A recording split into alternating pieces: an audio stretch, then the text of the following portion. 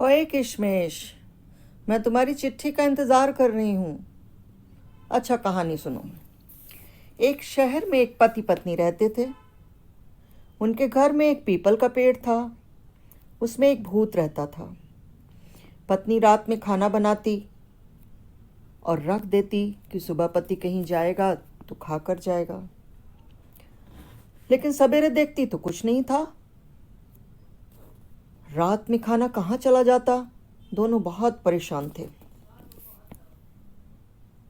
एक रात दोनों जागे और देखा कि रात में पेड़ से भूत उतरता है, खाना खाता है और वापस चला जाता है।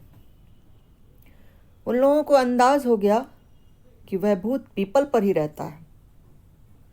दोनों बड़े परेशान हुए कि इसने तो यहाँ घर बना लिया है, क्या किया जाए।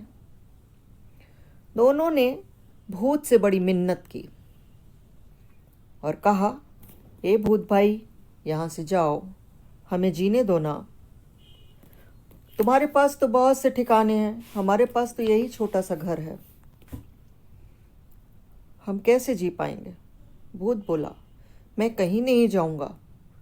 तुम लोगों का स्वभाव बहुत अच्छा है, तुम लोग आपस में लड़ते भी नहीं हो, मुझे खाना भी मिल जाता है, चैन से पीपल के पेड़ में सो जाता हूँ, मैं तो कहीं नहीं जाने वाला। दोनों पति पत्नी बहुत परेशान आपस में सलाह करने लगे, क्या किया जाए। पत्नी ने पति से कहा, हम पीपल का पेड़ कटवा देते हैं।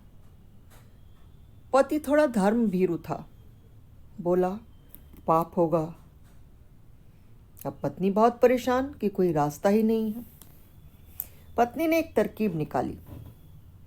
पति जैसे ही घर के बाहर जाता था, पत्नी एक डंडा लाती थी और जोर जोर से पीपल के पेड़ पर मारती थी। अब परेशान होने की बारी भूत की थी। फिर पत्नी ने मूसल निकालना शुरू किया और उससे पीपल के पेड़ को कूटने लगी। इतना मारा कि भूत का जीना हराम हो गया।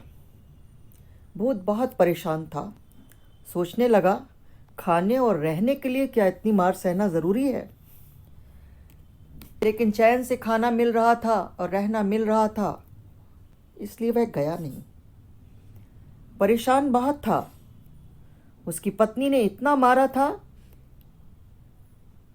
कि उसे कुछ समझ में नहीं आ रहा था क्या करे, लेकिन फिर भी न जाता था।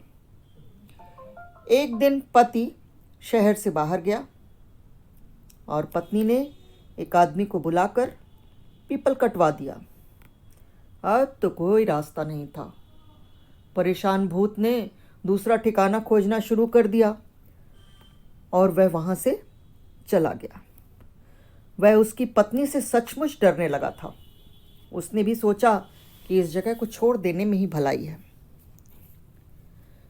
पत्नी चैन से रहने लगी, लेकिन पति ने डर के मारे, पाप का जो डर उसको सता रहा था, पीपल के पेड़ को कटाने के पाप का डर, घर छोड़ दिया। अब तो पत्नी अकेली रह रही थी। भूत भी दूसरा ठिकाना खोजने निकल गया था। भूत सोच रहा था कहाँ जाए। शहर में घूमते हुए उसने देखा कि राजा की एक बेटी थी, वह बहुत लाडली थी। राजकुमारी जो कुछ कहती, राजा वह सब कुछ उसके मन का पूरा करता। भूत ने सोचा, इससे बढ़िया जगह क्या होगी रहने के लिए। वह राजकुमारी के सिर पर सवार हो गया और परेशान करने लगा। राजा भी बहुत परेशान हुआ, क्योंकि अब राजकुमारी के मन का कुछ नहीं हो पाता था। उसने अपने मंत्रियों से सलाह की और शहर में मुनादी पिटवा दी, जो कोई मेरी बेटी को ठीक करेगा वह इनाम पाएगा, मुँह मांगा इनाम पाएगा। जगह जगह से वैद्य आए, हकीम आए, सब ने राजकुमारी को ठीक करने की कोशिश की, लेकिन कोई कर न पाया।